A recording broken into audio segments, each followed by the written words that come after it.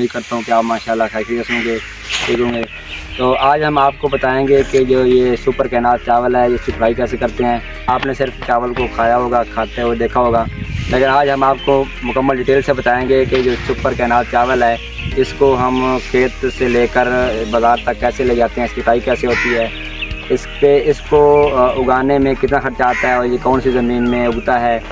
Super canal चावल की हम आपको मुकम्मल डिटेल बताएंगे और आपको वो गलतियां बताएंगे जो कि एक आम किसान है वो इसको उठाते हुए गलतियां करता है या इसको काटते हुए गलतियां करता है, तो उसको नुकसान पड़ता है, उसको इतना फ़ायदा नहीं होता।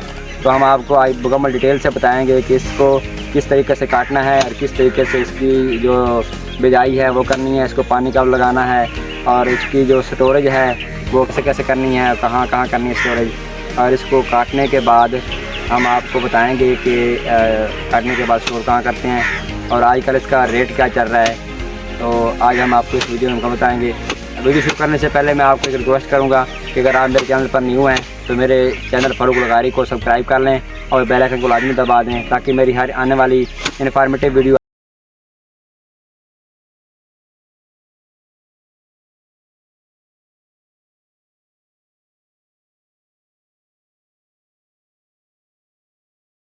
बताएंगे आपको मुकम्मल डिटेल में कि जो सबसे पहले आपने इसकी पनीरी तैयार करनी है।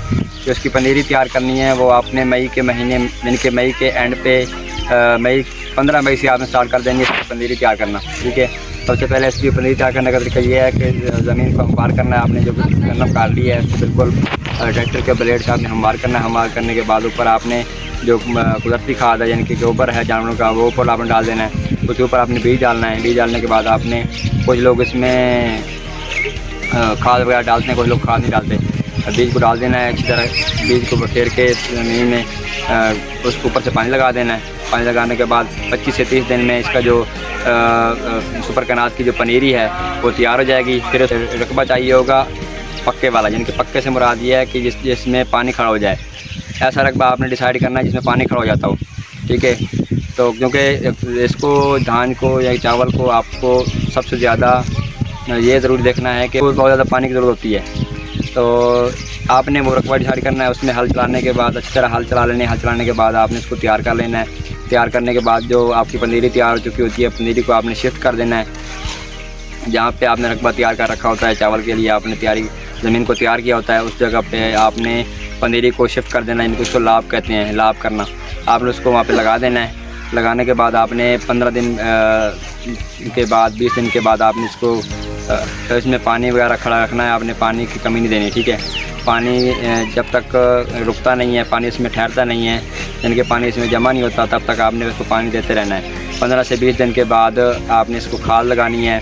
खाद आप चाहे यूरिया लगा रहे हैं, चाहे आप DAP लगा रहे हैं, वो आपको ज़्यादा बेहतर बता सकते हैं ज़राअत वाले। आपने कौन सी खाद डिसाइड करनी है, कौन सी आपकी ज़मीन है, तो उस हिसाब से आपने खाद लगानी है।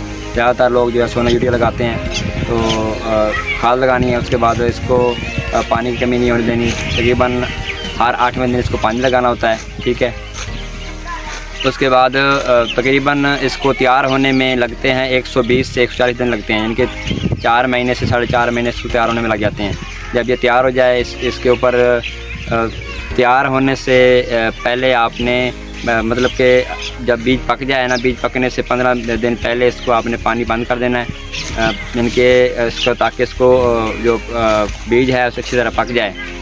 और ज़्यादा पानी भी नहीं देना कि हवाएं चल रही होती हैं, हवाएं चलने से इसको बचाना है, क्योंकि ज़्यादा हवाएं चलने से गिर भी सकता है।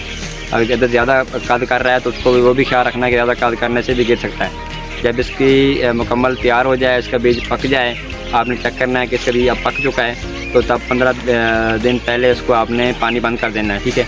तो उसके बाद आपने इसकी छिलाई शुरू करनी है। छिलाई इस तरह करनी है, कुछ लोग इसको कटाई करते हैं मशीन से, इनके जो हार्वेस्टर होती है हार्वेस्टर से कटाई करते हैं, और कुछ लोग इसको हाथ से छिलाई करते हैं। हाथ से छिलाई करने के भी फ़ायदे हैं, नुकसान भी हैं, और जो मशीन से कुछ लोग कटाई करते हैं उसके भी फ़ायदे और नुकसान हैं।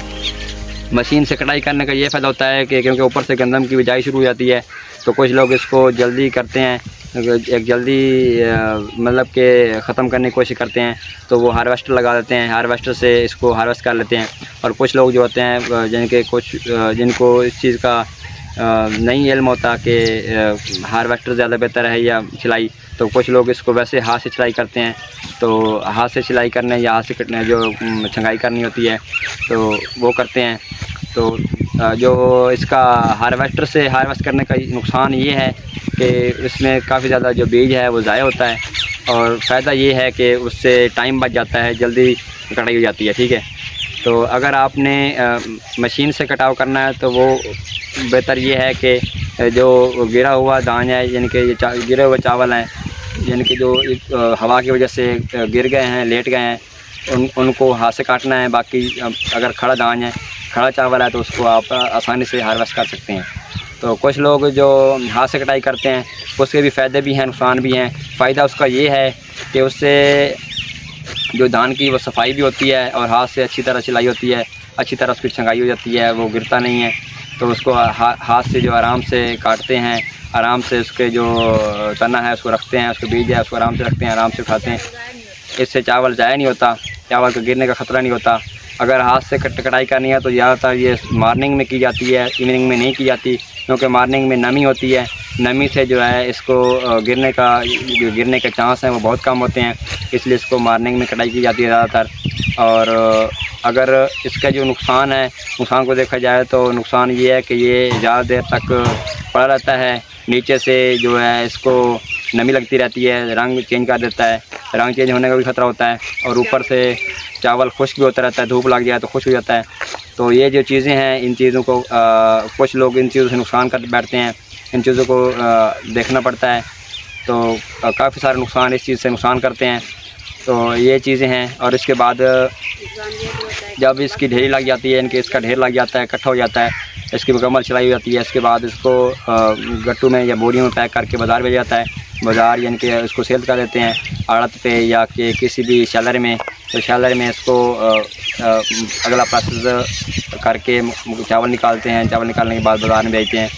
तो आज की हमारी वीडियो थी मुकम्मल इस सुपर कायनात चावल के बारे में कि कैसे तैयार होता है। इंशाल्लाह मैं उम्मीद करता हूँ कि हमारी आज वाली वीडियो आपको पसंद आई होगी। अगर हमारी आज की वीडियो पसंद आई हो तो इसको लाइक करें और कमेंट सेक्शन में कमेंट ज़रूर करें। तो इंशाल्लाह मिलते हैं आपको नई वीडियो में। अल्लाह हाफ़िज़।